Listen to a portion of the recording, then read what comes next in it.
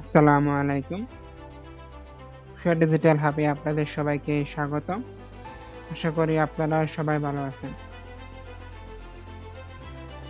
গত ভিডিওতে আমরা কথা বলেছিলাম ডিজিটাল মার্কেটিং শেখার রোডম্যাপ সম্পর্কে।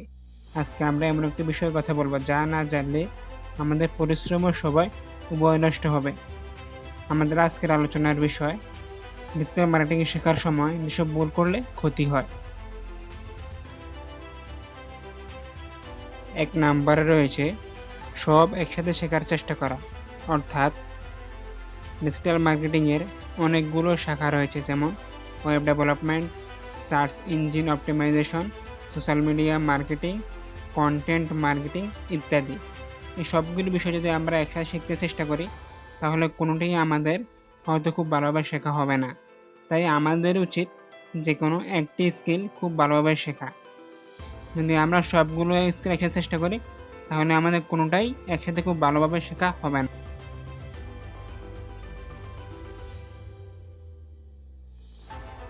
২ নাম্বারে রয়েছে প্র্যাকটিস না করা। একটা কথায় আছে, practice makes a man perfect.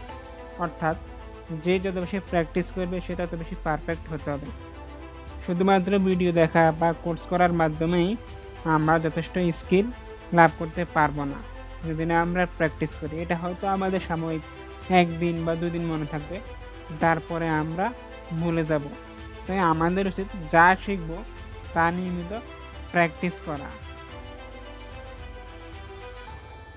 Free tools বা রিসোর্স ব্যবহার না করা।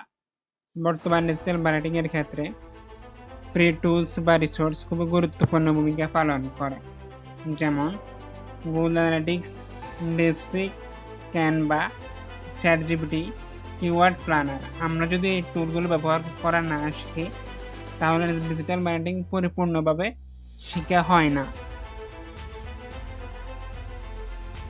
৪ নাম্বার বিষয় হচ্ছে অল্প সময়ে এক্সপার্ট হতে চাওয়া। আমাদের মধ্যে অনেকেই আছে যে কোনো একটা কাজ শিখে ১-২ মাস কাজ করে। সে মনে করে সে খুব ভালোভাবে শিখেছে। তারপর সে আপওয়ার্ক কিংবা ফাইবারে একটা গিগ খুলে সে কাজ করা শুরু করে দেয়, যা একদমই ঠিক না। একটা কথা আছে, first you learn then you remove the L. অর্থাৎ প্রথমে তুমি জ্ঞান অর্জন করো, তারপর সে লার্নের এলকে তুমি বাদ দিয়ে দাও। ৫ নাম্বার বিষয় হচ্ছে রেজাল্ট ট্র্যাক না করা।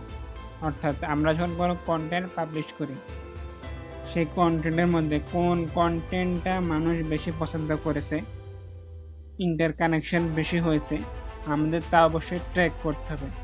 তার উপর ভিত্তি করে আমাদের পরবর্তী কন্টেন্ট শেয়ার করতে হবে। অর্থাৎ মানুষ যেটা বেশি পছন্দ করবে আমাদের সেদিকে কন্টেন্ট পাবলিশ করতে হবে।